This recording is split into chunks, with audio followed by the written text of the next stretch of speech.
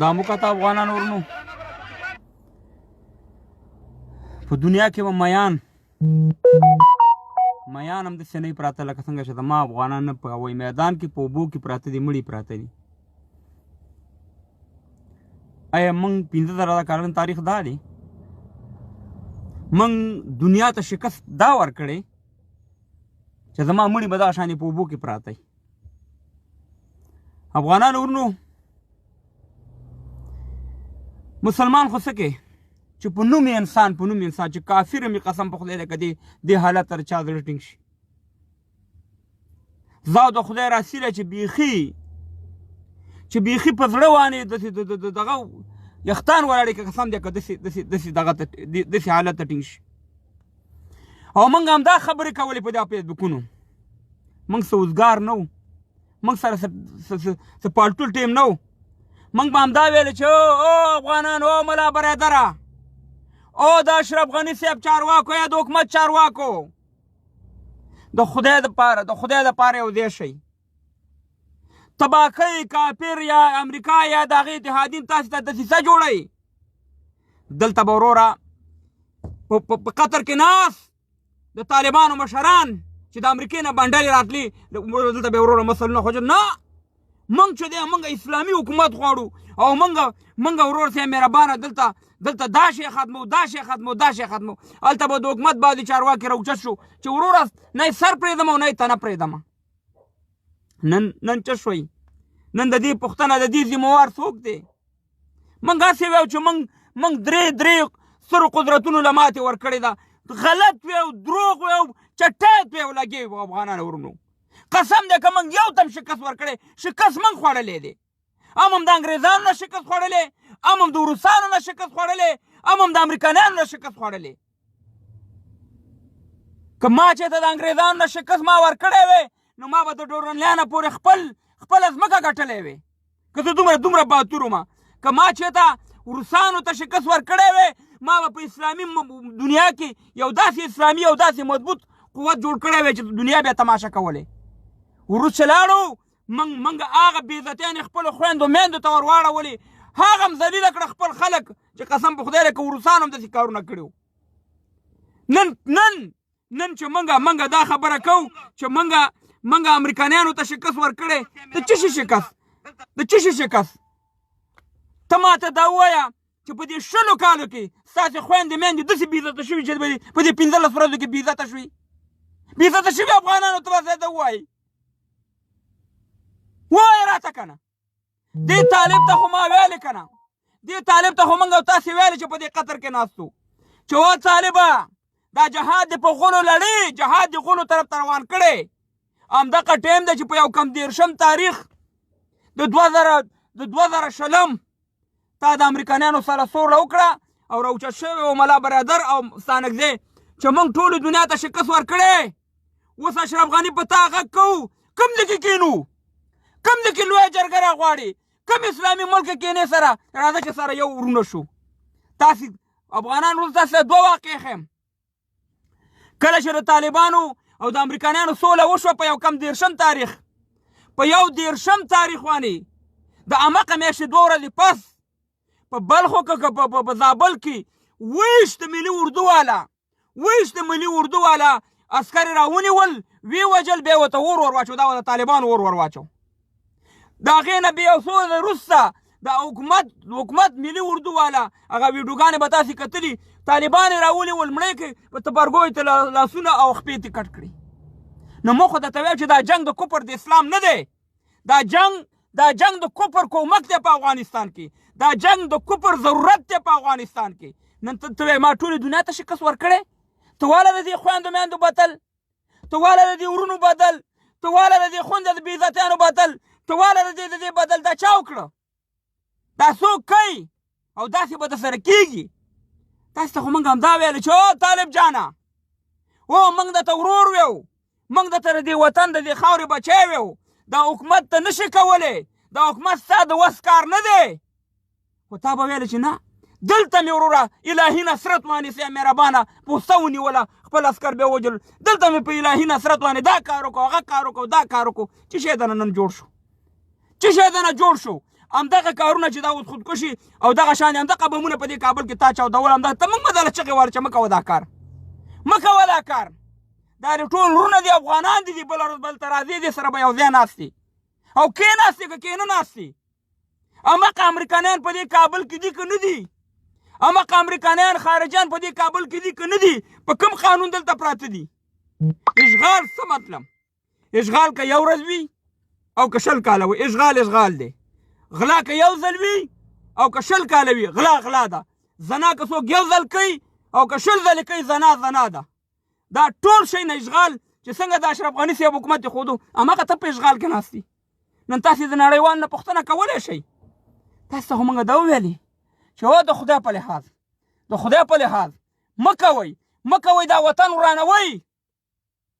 مه کوئ دا وطن د بدبختیانو طرف ته بیاوئ چې اوس هم روان کړی اوس دا وطن ته وطن جوړ که که نه په څه شي جوړی تا سره د موټر د تیلو پیسې شته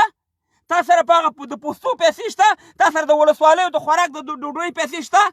په چپلقه یې راته ودانې په شینچي راته وطن ودانې زه به ستا دا الهي نصرت وګورم چې دا وطن ودان کړي زه به اوس ستاسې زور وګورم چې د خارجیانو نه اوس پوښتنه وکړئ چې دا کار ستا د لاسه وشو زه به ستا دا زور او دا طاقت وګورم افغانان ورور ټول دروغ دي وایي موږ سترو قدرتونو لښکرونه مات کړي آیا ماسکو آیا لندن چېرته ګډوډ دی لندن کې چېرته کوم بلډینګ چا گزار کړی یا په ماسکو کې چا کوم بلډینګ گزار کړی یا په واشنګټن کې چا کوم دا گزار کړی خو همدا موږ غر کړو که نه همدا زموږ خویندې میندې غر کو تباه دي افغانانو ورونو نن قیامت دی په موږ افغانانو په موږ باندې دنیا سره ده په موږ باندې دنیا خاندي په موږ باندې دنیا خنداګانې کوي فلمونه راوانې جوړوي موږ سره هغه کار وشو چې په دنیا په تاریخ کې چا سره نه ده شوی آیا موږ به زه به ستا جهاد وڅه کوم ستا جهاد زه څه کوم چې زما خویندې میندې بې عزته کېږي امریکایان پې لاسونه وایي د امریکایانو په تیاره کې بې ادبي دي ما پې بچي راوړي بمونه پکې ورالوځوي هر شی ورسره کوي ستا شکست څه شکست ځوانان مې ټول دنه منډې وایي داسې او هغسې نو دا به د ویاړ خبره نه وه چې تا د امریکایانو سره روغه کړې وې خو یو دوه چوکۍ له هاخوا او له دې خوا خو یو دوه چوکۍ به د اشرف غني حکومت زیاتې اخیستې وي تا به کمې اخیستې وي یا به تا زیاتې اخیستې وي هغې به کمې اخیستې خو خپلو کې به سوله کوله که نه خو ته پاکستان د شاته لمنې نه نیولی وې طالب جانه او دا بل امریکایانو نیولی و موږ هم دلته وسوځولو موږ هم دلته کباب کړو موږ هم دلته بې عزته کړو موږ هم دلته در په در کړو موږ وژنئ د چوکۍ جنګ دی جهاد نشته افغانانو ورونو قسم په خدای دی چې د چوکۍ جنګ دی دا اوس هم دی د چوکۍ لپاره دغه لوبه روانه ده والله که زموږ د خویندو میندو په قصه کې څوک وي والله که زموږ د ځوانانو په قصه کې څوک وي والله که نن ستا د وطن د شتمنیو په قصه کې څوک وي هغه دې ټول هم ګډ وډ کړه په 15 ورځو کې لاړ هر څه هم ځان کنګال کړو اوس بیا راټینګه کوي څوک به پوښتنه وکړي په فلسطین کې افغانان ورونو په ټول کال کې که شل فلسطینیان مړه شو ټوله دنیا راوځي ټوله دنیا کې مظاهرې کېږي د دنیا میډیا رالي دا دومره ظلم شوی هغومره ظلم شوی زما لکه د توتانو په شان دي وطنوال مې شهیدانېږي بې عزته کېږي تباه کېږي د دې ذمهوار څوک دی د دې ذمهوار چا نه پوښتنه وکړو چېرته لاړ شو طالب ته چې ویم چې په ناروا باندې روانې په ما د کفر دغه لګوي ته اروپا کې ناستې ته ملحد شوی ته کمونیست شوی زه ولاکه اوسه پورې کمونیستي پېژنم دا کمونیستي څه معنا لري که زه بیا په دې عمر کې پېژنم دا د خدای راستي دی که نه مې سرچ کړی چې دا څه شی دی یو افغان یم یو مسلمان یم چغه مې راته والي ستاسې په دې لایفونو کې مې دله چغې والي چې تاسې سوله نه کوئ تاسې دروغ ویوئ تاسې چوکۍ ته غلي کړي چې د کابل د مولانا بجلیګر صاحب خبره د کابل په لالخان باندې کم یو کېنئ دا کېناستئ لاړئ هلته ننوتئ ډېر پستې چوکۍ باندې کېناستئ هغه میکونه هغه د امریکایانو میزونه هغه د امریکایانو صوفې هغه د امریکایانو دفترې چې د هغې په پیسو جوړ شي ټول په هماغه کې ناست وئ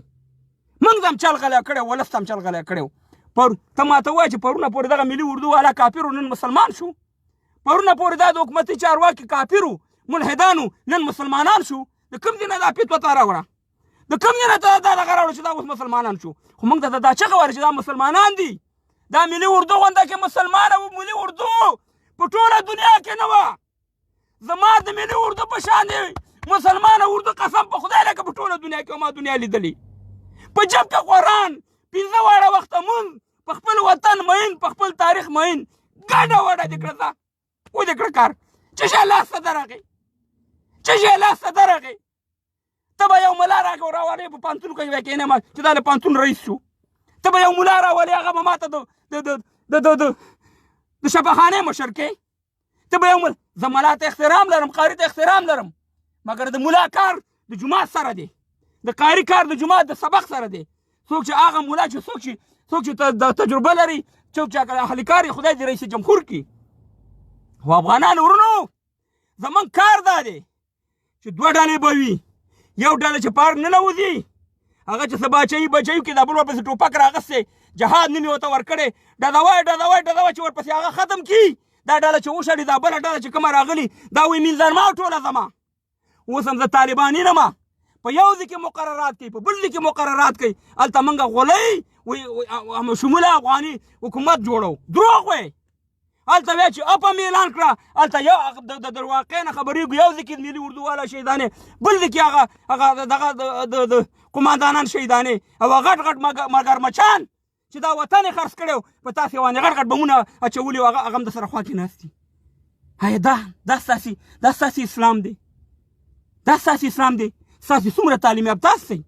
تاسې کې څومره اهلیت دی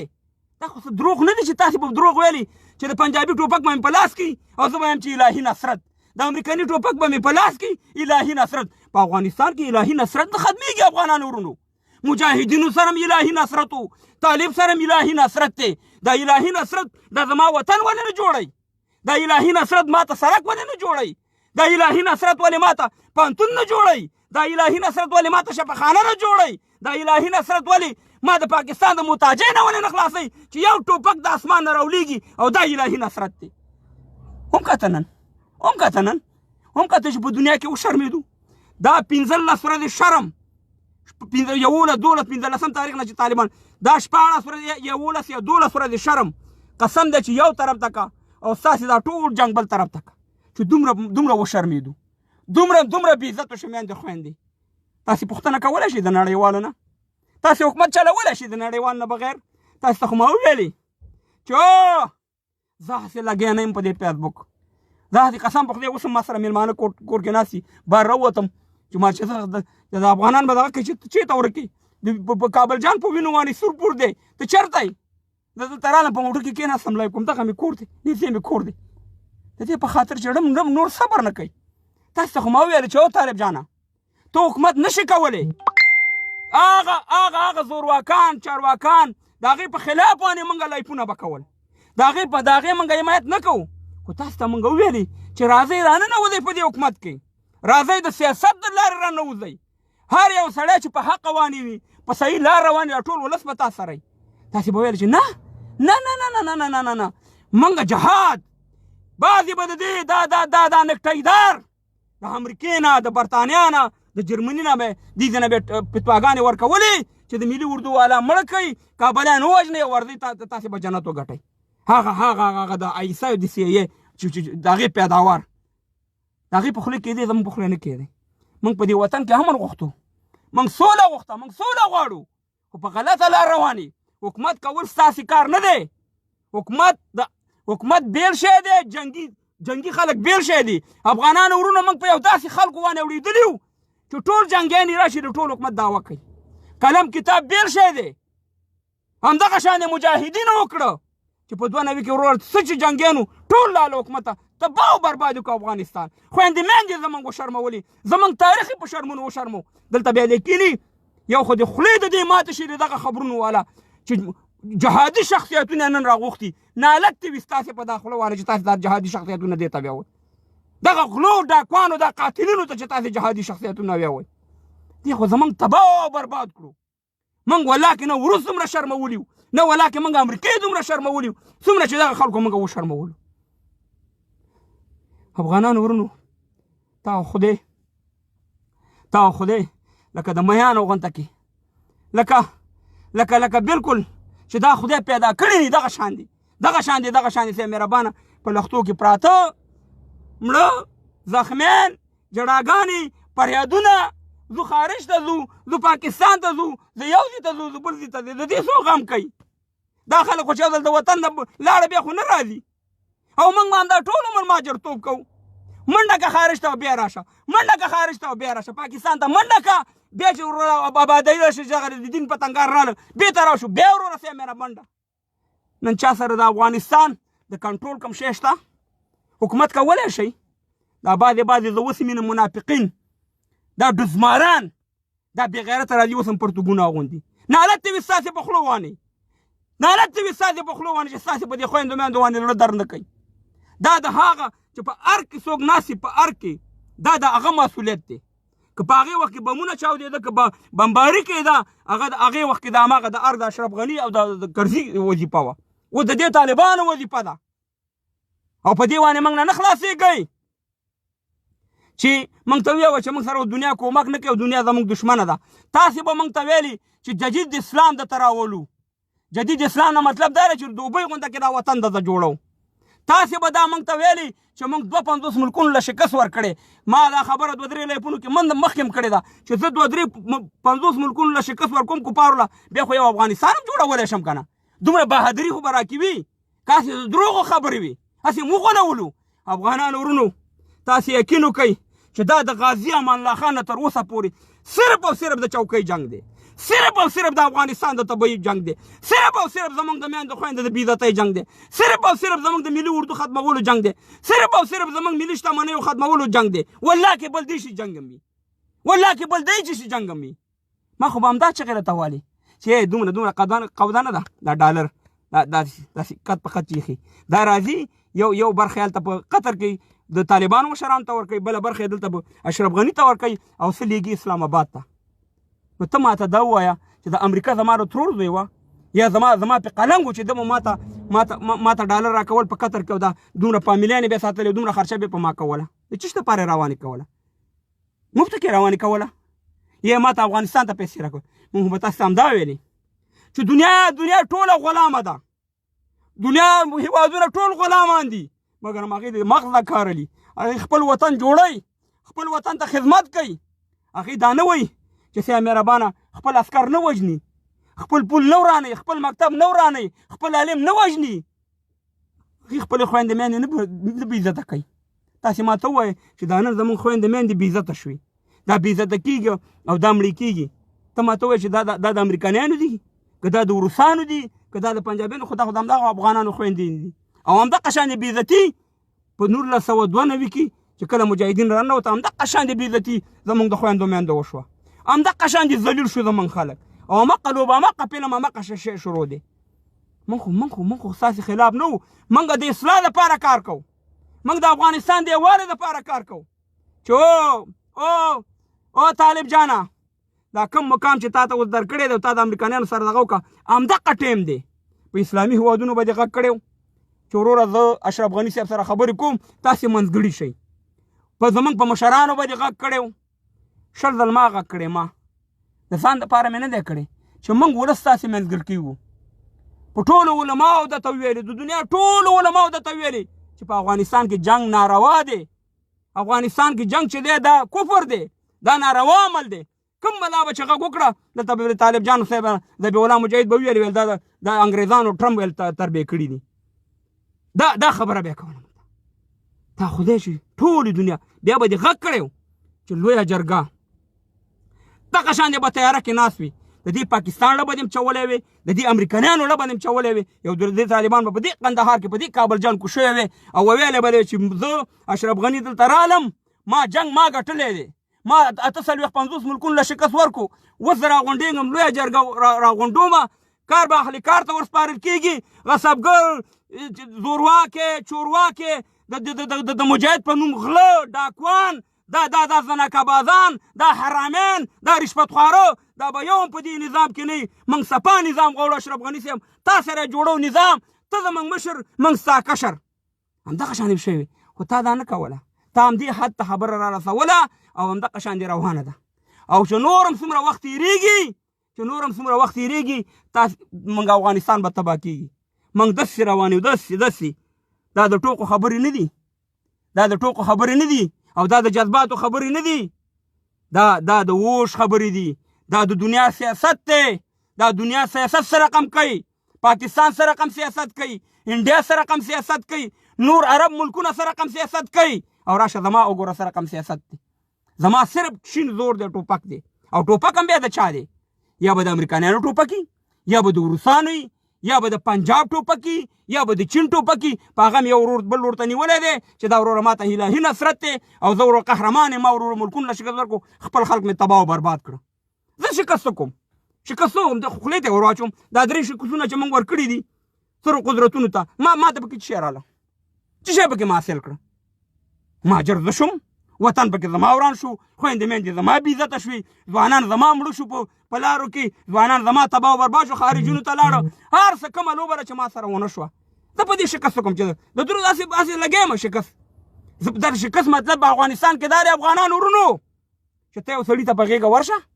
سړی راسمله وه، خو سړی دې ته راپاڅېدو، هغه ستا کور هم وران کړو، ستا خویندې میندې هم بې عزتې کړي، ستا هر څه تباه او برباد کړو. او ته په همدې یو خوشحاله یې چې ولا ما خو راسملولی بس لاندې کړی مې، خو هغه نور چې ستا شاته کور یې وران کړو، ستا خویندې میندې بې عزته کړي، ستا ته تباه او برباد کړي، هغې ته زموږ پام نه دی. موږ په دې باندې بس خوشحاله یو چې موږ له وروره یو او د شیطانۍ دپاره دا نیوز والا، د شیطانۍ دپاره وګورئ د پنجاب حرامي میډیا، د پنجاب حرامي میډیا چې په 14 جنازې د پښتنو په کراچۍ کې پراتی دي، د هغې پوښتنه نه کوي، دا ټول افغانستان ته راخلاصي، وزیرستان ته نه پاتې، د سوات نه پاتې، ملکن دیر د باجوړ دا ځایونه ته پاتې، دی راځي افغانستان کې راپورټینګ کوي. د څه دپاره دلته راځي؟ حرامیتوب دپاره دلته راځي که نه؟ زه به اوس وګڼم، زه به نرتوب اوس وګڼم، زه به نرتوب اوس وګڼم چې تاسې د پاکستان نه خپله برخه والئ چې کوم یې دنه ګیره کړې ده چې موږ ورته خپله مور وی وطن تر راټکه پورې. زه به ستاسې توره اوس وګورم چې تاسې د دې نه دا ځمکه راوګرځوئ. زه به ستاسې توره اوس دا وګڼم چې کوم مجاهدینو ته، کوم طالبانو ته، کوم زموږ خویندې میندې بې عزته کړي، د هغې بدلې تاسې والئ. زه به بیا دا شکستونه هله ومنم، د هغې نه مخکې والله کې هېڅ شکست یې ونه منم چې موږ شکست ورکړی، چې یو پنجاب ته شکست نشي ورکولی او زه 50 ملکونو ته شکست ورکوم. یو پنجاب ته شکست نشم ورکولی، زه سیا مهربانه راځم وروسته شکست ورکوم، تاجکستان او ازبکستان ازادوم. د دروغو په خبرو قسم درته خورم افغانانو ورونو چې زه هم مجاهدینو ته ویم، زه هم طالبانو ته ویم، د خدای لپاره نور مه استعمالېږئ دې خلکو په دغه کې. دا قسم په خدای دی چې د چوکۍ جنګ دی، دا قسم په خدای دی چې د دې شخصي مفادات دي. هم کاته به دې کابل کې مو کاته، د کابل کې وکاته طالبانو ته تاسو ته ویم، عام طالبانو ته ویم، دغه خویندې میندې چې دي، دغه ورونه هم چې دي، دا کافر دي، دا غلامان دي، دا ملحدین دي، خو ټول ستاسې مسلمانان ورونه دي که نه؟ هر یو چې راځي ته ورسره څنګه په نرمۍ ورځي. او همدغه خلک چې تاسې د دې په مقابل کې استعمال کړئ چې دا وروره ملحدین دي، دا پلانۍ اداره ده او دا د غلامه اداره ده او دا پلانۍ اداره ده. ټلیفونونه یې وګورئ، هر یو ټلیفون اغوستی هماغه خلکو پسې ټلیفون کوي چې د 2 جمعې مخکې 3 جمعې مخکې چې ووژلي او د دې همدې به راته ویل چې په د عسکر وژنه، ورځه په دې پوسته، ورځه په دې ولسوالۍ. دا کار یې د سره وکړو که نه وکړو، که زه دروغ وایم زما د مخ په دنیا باندې تور وي، زما د مخ په آخرت باندې تور وي که زه تاسو ته دروغ وایم. تاسې خپله قضاوت وکړئ، زه تاسو ته دروغ وایم، همدا چارې د سره وکړو که یې نه کړو. نو خبره دا ده چې نور مه استعمالېږئ د دې په مقابل کې، مه ځانه ټیشوز جوړوئ، مه ځانه کاغذ تشناب جوړوئ، خپل تباه کېږو، نور هم تباه کېږو. اوس هم ټایم دی، اوس هم ټایم دی، ټول مشران تر اشرف غني صاحب پورې ټول راغونډ شئ. قسم په خدای دی چې دا د یوې جمعې کار دی، افغانانو ورونو د یوې جمعې کار دی چې ټول راغونډ شي او دا اعلان وکړي چې ملي اردو والا ټول راوځئ، زموږ مامورینو ټول راوځئ. اشرف غني راغی، ټول راغی، یو موقت یو دغه اعلان کوي، یو حکومت یو 6 میاشتې دغه کوي، یو مشر ورته وټاکئ او د 6 میاشتو نه وروسته هم چې په هر شي باندې فیصله تاسې وکړه، هر شي باندې تاسې په هر رئیس جمهور تاسې راضي شوئ، ټول قوم ټول ملت به درسره وي. خو خدای ته وګورئ چې نور دا ملت مه وژنئ، خدای ته وګورئ چې د اسلام په نوم دا افغانستان نور مه تباه کوئ، خدای ته وګورئ چې د اسلام په نوم باندې دا ولس نور مه ذلیله کوئ. تاسې خو به ټول مزې کوئ، تاسې خو ټول جایدادونه دي، تاسې خو ټول وروره عیش و مشرت ژوندون دی د بچیانو، دلته د مجاهد زندګي ما کتلې په دې اروپا کې، د طالب زندګي مې کتلې، د هر یو زندګي مې کتلې دلته چې دا غټ غټ چرمخان اوسېږي. قسم په خدای دی چې ته ورته داسې حیران شي چې دا بچي څنګه ګرځي. موږ ته معلومات دی، موږ ډېرو خبرو باندې دغه نه کوو، په بل باندې چې دی پرده واچول الله تعالی په ډېرې پردې اچي، خو موږ دا خبره کوو چې د اسلام په نوم باندې دا وطن نور مه ورانوئ. دا د کفر او د اسلام جنگ نه دی، دا جنگ د افغان پښتون په خلاف دی، دا جنگ د اسلام په خلاف باندې دی، دا جنگ د دې خاورې په خلاف دی، دا جنگ د دې د بربادۍ دپاره دی. افغانانو ورونو زړه م ډېر تاو کوي چې په کابل جان کې دا حل وینو، دا قیامت وینو. موږ باندې خو دغه 10 ورځې یو قیامت تېر شو چې دا بل قیامت په موږ راغی، خو موږ دا پوښتنه کوو چې د دې پوښتنه به څوک کوي، څوک به انصاف ورکوي، څوک د دې مسؤلین دي، څوک قدرت شته؟ څه شی ده سره دی موږ سره، څه شی موږ سره دی؟ یو بینک روانې بند کړی، بانکي سیستم د ولږې خلک چغې وایي او بیا موږ ورور دلته راځو غټې غټې خبرې کوو. یو هوایي میدان چې در باندې بند کړي ټولې دنیا سره د رابطه ختمه، چې په رسمیاتو دې ونه پېژندې ټولې دنیا سره د رابطه ختمه. او دا ته بدنام کړي، طالب جانه ته بدنام کړي.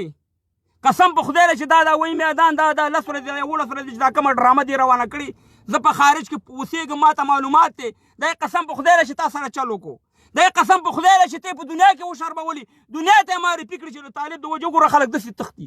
طالب نه دی ورور صاحب مهربانه وایي چې یو بل شی دنه جوړ کړو، دنیا ته لاړې په 2 10 12 ورځو کې داسې معرفي کړي چې بس چې طالب راشي نو به دا ملک وران دی، قیامت دی، هر څه ختم دي. که د بله لوبه دا وه زه د خدای راسي دا خبره ته ولاکې ستا مشرانو کې زه درته کوم، زه دا باچا کاموالې درته کوي چې دغه د ډرامه چې کومه په دې هوایي میدان کې روانه ده، دا د طالب د اسلام د بدنامولو دپاره روانه ده. دا تی دنیا ته وښودې چې ته داسې ورور تا نه خلک ورور نفرت لري، خلک دنه تښتي. او ما تاسو ته ویلې چې غلطیان یې ډېرې وکړې په راتګ باندې. اولنۍ غټه غلطي هم دا وه چې بیرغ هم د افغانستان ملي بیرغ هم دار نه ښکته کړو. دویمه غلطي هم دا وه چې خلک هم عمومي ماپ هم اعلان کړه او بعضې کې قماندانان، بعضې کې ملي اردو والا شهیدان که ووژل، بعضې کې د خلکو کورونو ته ورغلی، د تالاشیانې هم وکړې، د هغې په موټرو باندې هم قبضې وکړې، د هغې په کورونو باندې هم قبضې وکړې. دا اوس د میډیا زمانه در سړي ته معلومات دی، په دې باندې حکومتونه په دې باندې تاسو نه ولاکې وچلېږي. دا خلک ولس وسیخ شوی، ولس په دې قصه کې هم نه دی چې مرګ دی او که څه شی دی، دا 9 وخت نه دی. نو خبره ده افغانانو ورونو چې زړه م ډېر درد کوي. زه یو خبره کوم چې ګلخانانو واورئ، زه اوس هم تاسې وینم لا منافقت کوئ. ستاسې حیثیت پرون معلوم شو، د ټول پښتانه نه ښیم چې د یو فاحشې ډمې عمران خان ورته ټلیفون کوي او ستاسې 14 جنازې د پښتنو هلته پرتې دي، د هغې پوښتنه نه کوي. هغه میډیا بې شرمه میډیا وزیرستان کې چې دغه 4 هلکانو جنازې پرتې وي څو ورځې، تاسې دغه بې شرمه بې حیا میډیا لیدلې وه چې ورته ورغلي یا پې تاسې کوم غږ اوچت کړی؟ دغه مخکې ورځ کې چې د کوهاټ کې یو اجتماعي قبر راووتو، 15 د سوات ځوانان پکې وو چې همدغه پاکستان حکومت شهیدان کړي وو، همدغه ستاسې ISI شهیدان کړي وو. ستاسې میډیا پې څومره غږېدلې ده او نن په یو ډمه باندې غږېږي. بله ورځ ما کتو و چې د پلاني صاحب کته ګم و ګیا، د پلاني صاحب په لاهور کې و سپی ورک شوی، ما سره هغه ویډیو دلته پرته ده، د هغه سپی ورک شوی، هغه نیوز راغستی او ستا 14 پښتانه مسلمانان هلته وژل کېږي، ستا له پوښتنې څوک نشته دی. ستاسې حیثیت موږ ته معلوم دی او دا مې واوره چې د دې جنګ اخرنۍ نتیجه به دا وي، چې انشاءالله دا 3 رنګه د افغانستان ملي بیرغ به په اټک باندې لګېږي. تکبیر الله اکبر، تکبیر الله اکبر، تکبیر الله اکبر. په الله سپارم، خدای په امان.